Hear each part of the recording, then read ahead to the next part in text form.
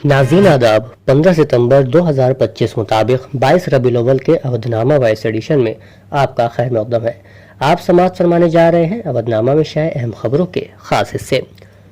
वज़ीर आज़म नरेंद्र मोदी ने कहा कि आसाम की तरक्की उनकी हुकूमत की अव्वलीन तरजीह है और रियासत में सेमीकंडक्टर प्लांट, बायो एथेनॉल और ईंधन प्लांट्स के क़याम के जरिए आसाम को मुल्क की तरक्की की बुनियाद बनाया जाएगा।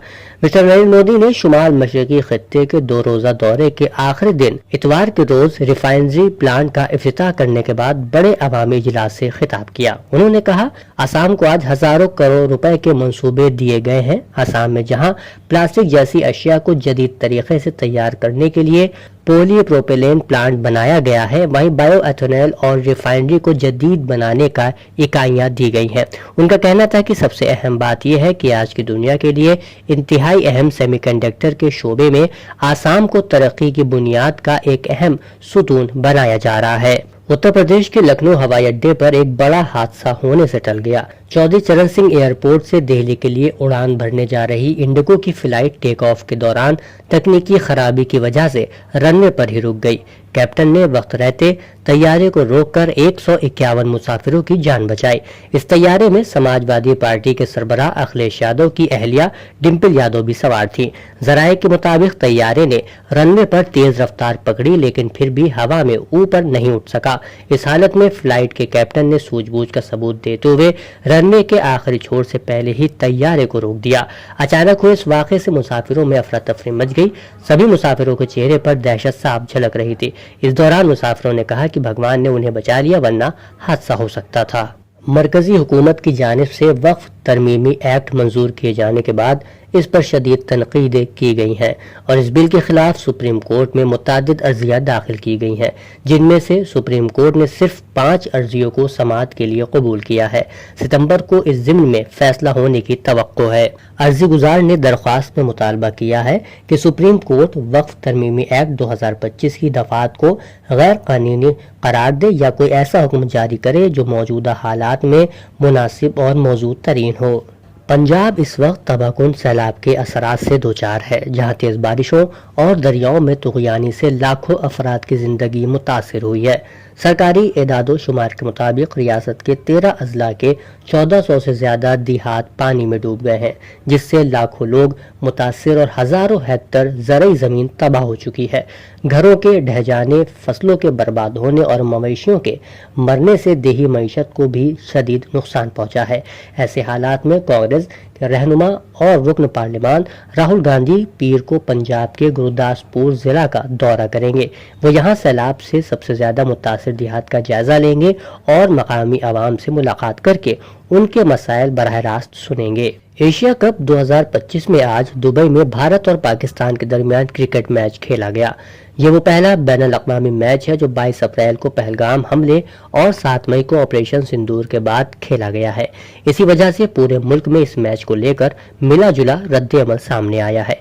कहीं टीम इंडिया की जीत के लिए हवन पूजा की गई तो कहीं शदीद एहतजाज मुजाहरे हुए। महाराष्ट्र में उद्धव ग्रुप की शिवसेना के कारकुनों ने टीवी तोड़कर अपना गुस्सा जाहिर किया। ख्वातीन कारकुनों ने वजीर आजम को सिंदूर भेजा और साथ ही BCCI के खिलाफ चंदा मुहिम भी चलाई। साल 2027 में होने वाले असेंबली इलेक्शन के हवाले से समाजवादी पार्टी के कौमी सदर अखिलेश यादव ने कहा है कि पार्टी के उम्मीदवार बगैर सर्वे के ऐलान नहीं किए जाएंगे। जीतने वाले उम्मीदवारों को ही इलेक्शन के मैदान में उतारा जाएगा। उन्होंने कहा कि समाजवादी पार्टी के लीडर और कारकुनान अवाम के दरमियान रहें, वोटरों के राब्ते में रहें। बीजेपी बेईमानी करने और वोट चोरी की कोशिश कर सकती है। समाजवादी पार्टी के कारकुनान बीजेपी की साजिश पर नजर रखें। अखिलेश यादव ने के रोज पार्टी रियासती हेडक्वार्टर में बुलंदशहर और हापुड़ से आने वाले लीडरों और कारकुनान से खिताब किया। बज़्म बाबुल इल्म के ज़ेर एहतमाम और समाजी शख्सियत अस्मा हुसैन के ताउन से उनके दौलत कदे विश्वास खंड गोमती नगर में एक पुरवकार महफिल मिलाद जश्न सादिक़ैन का इनेकाद किया गया। इस रूह परवर महफिल में कसीर तादाद मस्तूरात ने शरीक होकर अपने वालिहाना जज्बे अक़ीदत का इजहार किया।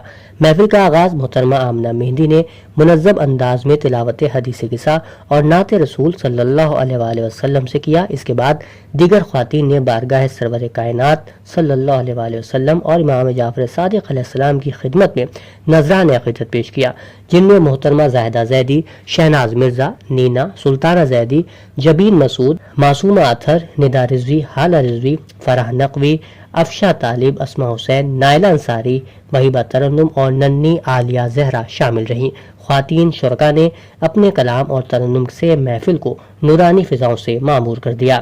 اودنامہ میں شائع جہانما خبروں کے مطابق اسرائیل نے غزہ کے ایک رہائشی عمارت کو نشانہ بنایا جس میں کئی افراد شہید اور زخمی ہوئے۔ مغربی غزہ شہر میں واقع یہ عمارت اس بے گھر افراد کے کیمپ کے سامنے تھی جہاں سینکڑوں خاندان پناہ لیے ہوئے تھے۔ غزہ کے طبی ذرائع کے مطابق اتوار کی صبح سے اب تک 41 فلسطینی شہید ہو چکے ہیں۔ دھماکے کے باعث شیل اور ملبہ کیمپ میں جا گرا جس سے خیموں کے اندر موجود کئی افراد شہید اور زخمی ہوئے۔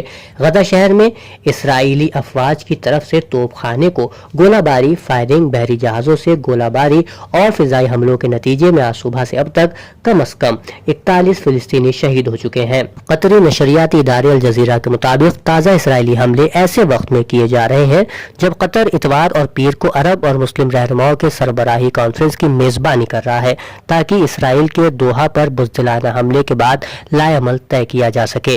اسرائیل حملوں سے قبل غزہ کے متعدد علاقے خالی کرنے کی وارننگ جاری کر رہا ہے جس سے مزید ہزاروں فلسطینی گھر بار اور تباہ حال علاقوں سے نقل مکانی پر مجبور ہیں۔ صہیونی ریاست کا مقصد غزہ پر مکمل قبضے کی راہ ہموار کرنا ہے۔ ایران کی وزارت خارجہ نے G7 ممالک پر تنقید کرتے ہوئے کہا ہے کہ وہ اپنی پالیسیوں پر نظر ثانی کرے۔ یہ رد عمل اس بیان کے جواب میں آیا ہے جس میں G7 نے بیرون ملک ایرانی مخالفین کے قتل و اغوا، سائبر حملوں اور مغربی ملکوں پر میڈیا یلغار کی مذمت کی تھی۔ ایرانی وزارت خارجہ نے اپنے بیان میں کہا کہ G7 کی پالیسیاں ہی خطے اور دنیا کے امن و استحکام کے لیے خطرہ بنی ہوئی ہیں۔